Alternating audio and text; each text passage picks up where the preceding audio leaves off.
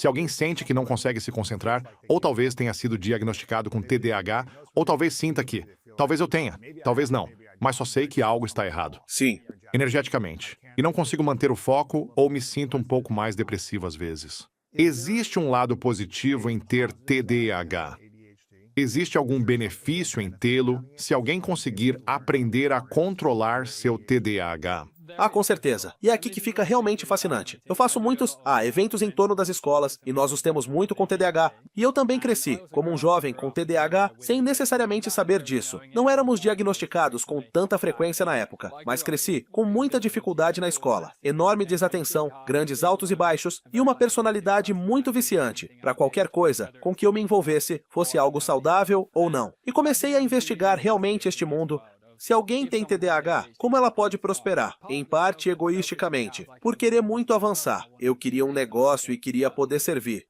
Eu comecei a pensar muito sobre nossos ancestrais. Todo o efeito da dose é construído sobre nossos cérebros, que passaram 300 mil anos correndo por aí, caçando, construindo, fazendo fogo e se conectando em pequenos grupos. 300 mil anos. E hoje em dia, passamos cerca de 30 anos como humanos modernos, sedentários e digitais. E você pode imaginar que para nossa bioquímica, essa mudança é bem complicada. Se você observasse um caçador e ele crescesse com TDAH, por exemplo, digamos que ele tivesse geneticamente baixa dopamina. Eles chegavam aos 7, 8 anos de idade e de repente esperava-se que contribuíssem. Talvez precisassem acender o fogo uma noite, talvez precisassem caçar, construir, preparar a comida, o que quer que fosse, teriam que começar a se envolver com atividades desafiadoras e baseadas em esforço. Se você comparasse o caçador com TDAH ao que não tem, o com TDAH, por ter baixos níveis de dopamina, experimentaria uma elevação maior na dopamina e realmente apreciaria mais a atividade e prosperaria mais do que o outro caçador sem TDAH. Então, eles realmente se envolveriam na atividade e poderiam se tornar o melhor caçador,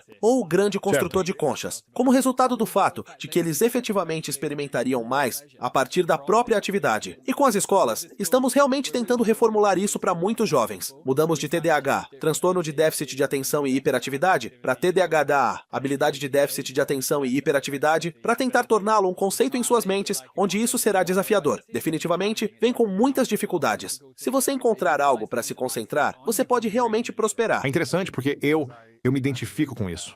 Eu odiava da escola. Eu ficava tipo, me tire daqui, olhando o relógio o dia inteiro, tipo, esperando o sinal tocar. Parecia que demorava uma eternidade. Qualquer coisa que o professor dizia, eu só sinto que não faço ideia do que estão dizendo e não consigo compreender. E ler, eu tenho que reler a página várias vezes e ainda não entendo. E só me sinto derrotado todos os dias na aula, tipo, eu nunca vou entender essas coisas. Eu também. E porque foi tão difícil e eu não estava animado com isso, desconectei. Tive falta de atenção. Mas uma vez que encontrei algo que me animava, foi difícil, mas me deu mais propósito. Tipo, estou animado com isso. Estou disposto a trabalhar duro porque estou vendo melhorias. Estou aprendendo algo. Estou gostando do que estou aprendendo. Tipo, estou vendo resultados. Tipo, algo está me empolgando. E tenho um objetivo ou um sonho pelo qual posso trabalhar que me anima. Sim. Então, consegui usar essa energia, ou a falta de energia que eu tinha da escola, e colocá-la mais nos esportes. E, eventualmente, evoluiu para o que estou fazendo agora. Então, foi descobrir uma maneira de usar essa falta de atenção e a sensação de TDAH. Transtorno do déficit de atenção e hiperatividade. Bem, encontre algo que você tenha curiosidade. Pode ser difícil aprender a fazer isso, mas pelo menos você tem curiosidade e entusiasmo suficientes para continuar trabalhando nisso repetidamente até melhorar. Com certeza. E isso me deixou meio obsessivo em dominar coisas sobre as quais eu tinha curiosidade. Como se tornar o melhor. É como, ok, sou péssimo em todo o resto e não tenho atenção para essas coisas. Mas uma coisa é realmente empolgante. Deixa eu me dedicar totalmente. E é como se agora eu tivesse hiperfoco. Sim. E tipo, super atenção aos detalhes para essas coisas. Então é interessante como isso, sabe, Kryptonita, você pode transformar em um superpoder.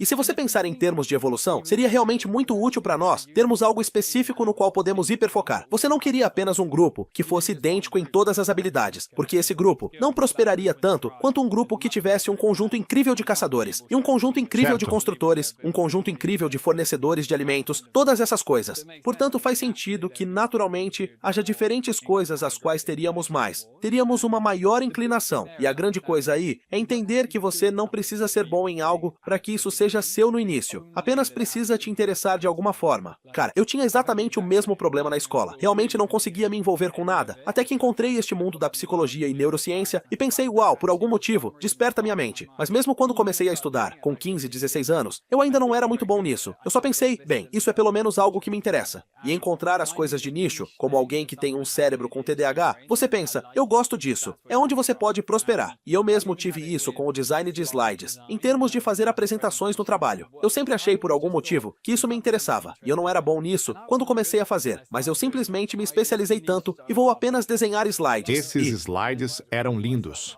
Eu os vi e pensei, Eu realmente mantive aquele quem papel é de seu design. designer? Agora tem um ótimo cara Isso na minha é equipe ótimo. que me apoia com isso para torná-lo extra legal. Mas era algo em que eu não era necessariamente bom, mas era algo que eu gostava e achava interessante. E então você eventualmente, porque se você tem um cérebro que recebe uma grande estimulação dopaminérgica dessa atividade, você eventualmente será extremamente bom nisso, mas você só precisa perceber que não precisa ser bom em algo imediatamente. Isso é interessante, cara.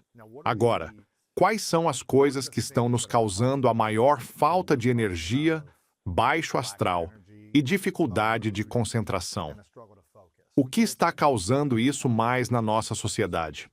Eu diria que se tivermos que mencionar alguns específicos, os celulares, especificamente as redes sociais, seriam. O maior fator, eu diria, é o principal. E então eu diria que a comida ultraprocessada e o açúcar seriam secundários a isso. Uau. E eu diria que muitas coisas surgem desses dois. Se você olhar para o celular, ele impacta. A qualidade da luz solar que recebemos, a quantidade de exercício que fazemos, cria um estilo de vida muito sedentário, e assim por diante. Então, há efeitos em cadeia. Mas eu diria que se você focasse em alguém criando uma relação extremamente saudável com as mídias sociais, haveria um grande impacto no humor e energia, e assim por diante. Qual é uma relação saudável com as redes sociais? Reduzindo significativamente a frequência de envolvimento, não se livrando completamente. Você pode fazer isso. Isso definitivamente ajudaria a se livrar disso, mas eu acho que para uma proporção muito significativa da sociedade, eles gostariam de continuar a interagir com o mundo das redes sociais. E quando você analisa isso, do ponto de vista da dopamina, toda vez que você acessa as redes sociais, você experimenta essa elevação muito rápida na dopamina. E isso cria uma elevação muito rápida, e em seguida, uma queda muito rápida, enquanto o cérebro procura seu estado de equilíbrio, busca seu equilíbrio. Só para colocar isso em contexto, voltando ao exemplo do caçador, originalmente só podíamos experimentar essa elevação de dopamina gastando 5 horas construindo uma cabana, fazendo fogo, ou caçando um animal. Então, era um aumento muito lento. Nós experimentávamos prazer, e depois, Então um acabou. declínio constante e suave. Você pode conseguir 2 picos de dopamina durante todo o dia. Uau! Se você olhar as redes sociais, estará efetivamente experimentando o mesmo aumento de dopamina que um caçador após 5 horas de caça. Mas você está experimentando isso em 3 ou 4 segundos após abrir o aplicativo. Uau. E portanto, por que ele sobe tão rápido e o cérebro fica pensando, uau, eu não consigo lidar com essa superestimulação. Depois que você sai das redes sociais, você tem essa queda realmente significativa. Isso é chamado de dopamina fásica e tônica. E isso cria essa experiência de baixo astral, baixa energia, desatenção. Quando você está vendo as redes sociais, só acessando 1 ou 2 vezes, não vai adiantar. Vai criar uma estimulação na dopamina. Seu cérebro vai sofrer uma pequena queda. Mas tudo bem se isso acontecer, digamos 4 ou 5 vezes por dia. Mas quando analisamos nossos dados sobre a frequência de abrir o telefone, é frequentemente entre cerca de 140 e 170 aberturas Uau. por dia no dispositivo. Então, se você Nas redes analisar sociais ou no seu celular? abrindo o celular, Você mas se ligando você olhar para ou o primeiro usando um aplicativo, aplicativo. geralmente é o WhatsApp ou o Instagram. Normalmente são esses dois. O Instagram é mais dopaminérgico que o WhatsApp. É muito hiperconectado à novidade da informação que você está prestes a ver. Então o Instagram é realmente novo, cheio de coisas novas, especialmente como os feeds são projetados agora, porque não estamos tão no controle do que vemos, como seguidores e coisas assim. E se alguém realmente se envolve com frequência, hiperestimulação de dopamina, hiperqueda, para mim como uma pessoa que sou tão viciada no meu celular, acho isso extremamente empolgantes e divertidos. Eu ganhei meu primeiro iPhone quando tinha tipo 11 anos ou algo assim, então minha Uau. vida toda foi uma vida de iPhone. E o Instagram e Facebook eu consegui na época. O Facebook era realmente grande naquela época. Era tipo o aplicativo. Ao longo desse período da minha vida, talvez dos 11 aos 25 anos, eu fiquei completamente viciado. E, eventualmente, percebi que isso estava realmente atrapalhando minha felicidade, meus relacionamentos, meu trabalho, minha atenção. E então, eu pensei, eu não vou abandonar completamente as redes sociais, porque elas estão criando minha vida profissional e estão me permitindo ajudar as pessoas. Acho divertido, gosto de aprender coisas lá e assim por diante. E eu estava, como realmente posso aprender a gerenciar isso? E tentei tantas coisas. Eu estava nessa tela preto e cinza, e todas aquelas coisas diferentes que são grandes online. Nada funcionou, exceto um compromisso diário comigo mesmo, que eu só poderia abrir o aplicativo às 10 da manhã, 3 da tarde e 8 da Uau, noite. E 3 se vezes for ao fora dia. desse horário, mesmo que eu tenha alguma Interessante. mensagem realmente importante para responder, simplesmente não é permitido abrir 10 horas da manhã, 3 horas da tarde e 8 horas da noite. E eu tive que criar esse limite. Minha namorada também acha as redes sociais realmente viciantes. E agora, ela vive esse limite comigo. E às 10 horas, você verá a excitação da dopamina. O É como relógio sim, marcou 10. agora Vamos lá. podemos tê-lo. Essa mudança faz uma grande diferença. Sim. E temos muitas pessoas nossas que passam pelo dose fazendo isso. E ter limites realmente fortes para reduzir a frequência parece ser muito importante.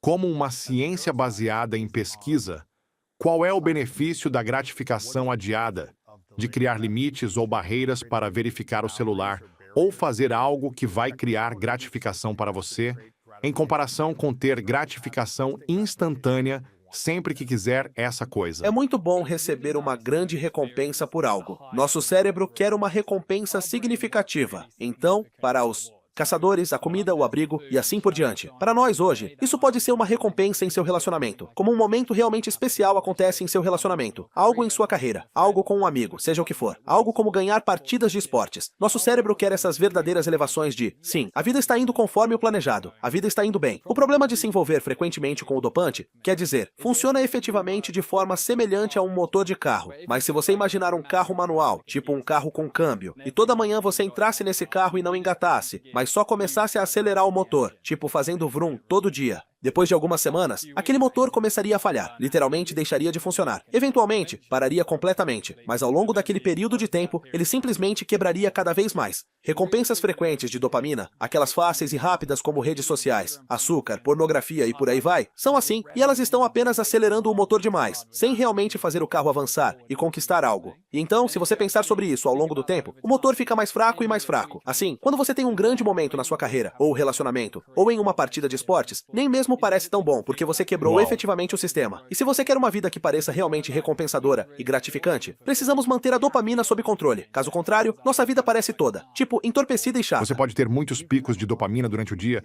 mas ainda assim se sentir entorpecido. Sim, com certeza. Vai deixar você mais insensível com o tempo. Com o tempo, bem, Mais não quero dopamina, dizer que você especialmente bate. esta dopamina rápida. Se estivéssemos separando em dopamina rápida, sendo que sinto prazer imediatamente, e dopamina lenta, significando que sinto prazer após um período de tempo, você poderia até pegar um exemplo específico de sexo e pornografia. O sexo é algo que você começa a se envolver com essa pessoa. Você se torna íntimo dela, você beija e assim por diante. Eventualmente você se encontra em uma boa experiência de fazer sexo. A pornografia é quando você vê algo no Instagram e em 10 segundos você está na pornografia e a estimulação aumentou extremamente rápido. Então, um seria dopamina lenta. Eventualmente você sente prazer, o outro seria rápido e depois uma queda. E se você está olhando para o seu dia, exagerar no rápido causa aquela desatenção dormente e desanimada, e então ter a dopamina lenta, não significando ter sexo o dia todo, mas fazer algumas outras atividades que são gratificantes para você, vai levar a uma experiência muito mais satisfatória. Quais são as coisas que causam mais dor e sofrimento em um ser humano segundo a neurociência?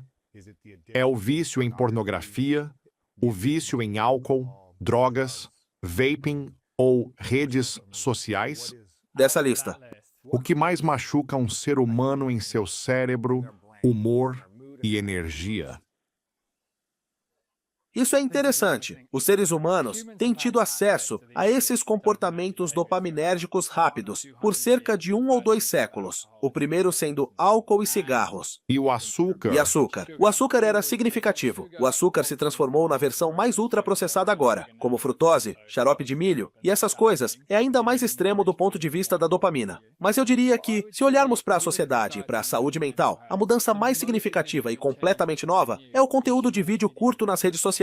Acho que essa é a coisa que mudou massivamente o mundo do ponto de vista da saúde mental. E se você olhar para o seu relacionamento com o seu telefone antes e depois da Covid, a Covid foi a era da criação de vídeos curtos. Uau. E também nesses momentos, aprecio a ironia do fato de que literalmente faço conteúdo de vídeos curtos, então é como uma situação complicada. Mas se olharmos para a frequência de envolvimento com esse comportamento, vamos causar a maior distração de dopamina, porque onde o álcool realmente tem um grande efeito e a pornografia tem um efeito realmente grande, é improvável que você se envolva nesse comportamento 50 vezes por dia. Mas se você olhar o celular, ele é mais destrutivo para a sociedade por causa de quão frequentemente o usamos. Então eu diria que o telefone é a principal coisa a ser controlada. Eu também tive que parar de beber álcool e coisas do tipo, porque para mim, eu acho tudo muito viciante. Então eu tive que me mover em direção a um estilo de vida bem saudável, para ser honesto, para conseguir gerenciar isso. E quase. Fiquei viciado na experiência de um estilo de vida saudável, mas eu acho que para muitas pessoas, o elemento que precisa mudar é uma separação significativa das redes sociais. O que é mais difícil de quebrar?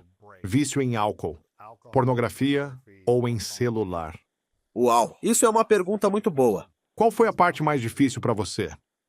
Para falar a verdade, acho que a pornografia é algo do qual é realmente difícil se afastar, porque é um comportamento muito privado e ninguém na sociedade sabe que mais alguém está fazendo isso, porque é tipo um comportamento isolado, enquanto que muitas vezes, se você estivesse bebendo muito, isso seria bastante aparente para seu parceiro, ou seus amigos, família e assim por diante. Uma experiência compartilhada. Uma experiência mais compartilhada, mesmo que você acabe bebendo sozinho, vai ficar bastante óbvio para outras pessoas que você está agora bebendo sozinho, e assim por diante. Não dá para esconder. Você sente o hálito e pensar: o que está acontecendo? Por outro lado, a pornografia é muito fácil de esconder. E por isso, quando eu, há alguns anos, há uns 4 anos, comecei a pensar, eu preciso me concentrar na dopamina. Preciso parar com o álcool. Para mim, foi um passo necessário, porque eu não conseguia controlar o álcool. E então era realmente pensar na comida, pensar em todos esses passos diferentes. E depois a pornografia era algo do qual eu conseguia me afastar por um período, mas sempre havia aquela tentação de voltar a esse comportamento. E é, como? Uma conversa desafiadora de se ter, pornografia. Sinto que a sociedade realmente não está considerando isso, mas em termos da elevação de dopamina, é absolutamente insano. E para entender isso, você só precisa pensar em quanto prazer você sente e quão rapidamente você sente esse prazer quando interage com isso. E então você sabe o quão importante é. Correto. E quando você compara, digamos, rolar os seus Reels do Instagram com pornografia, você perceberá que se sente muito mais prazeroso durante a pornografia por causa da estimulação de hiperdopamina. Então, o álcool, as redes sociais, a pornografia, todos eles foram desafiadores de se afastar? Eu diria que sim, e a pornografia é provavelmente a mais Sério? difícil. Sim. Você sente que isso tem o maior impacto na nossa química cerebral em comparação, sabe? Com vídeos curtos, vaping e álcool?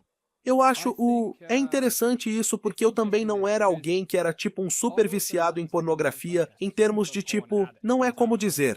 Alguém que estaria envolvido com isso o dia todo, todos os dias. Eu era alguém que cresceu como, era só uma opção de tipo, você pode assistir isso, Sim. então é uma coisa. Então, se eu estivesse envolvido no comportamento, a masturbação sempre vinha acompanhada por pornografia, eu achava que isso era algo certo. Quando você olha, seria mais uma estimulação dopaminérgica, como as redes sociais e o álcool? Eu acho que você sempre tem que entrar em, tipo, uma ideia filosófica e espiritual mais profunda de qual é a necessidade humana inata que o pornô está explorando e onde os humanos realmente buscariam a conexão social, que era fundamental para nossa sobrevivência, com as mídias sociais e o álcool sendo versões modernas de conexão social, ambos impulsionados por nossa busca de interação com outros humanos. A pornografia realmente está explorando o desejo de procriar, e não há nada mais forte em um humano do que o desejo de procriar. Então, eu realmente acho que está explorando ainda mais esse impulso instintivo dentro de nós. Quando estamos nas energias erradas e buscamos amor através dos relacionamentos, a jornada da vida é sobre retornar àquele estado de criança e reconectar-se com aquela criança e entender que tudo o que aconteceu foi perfeito porque te trouxe a este momento.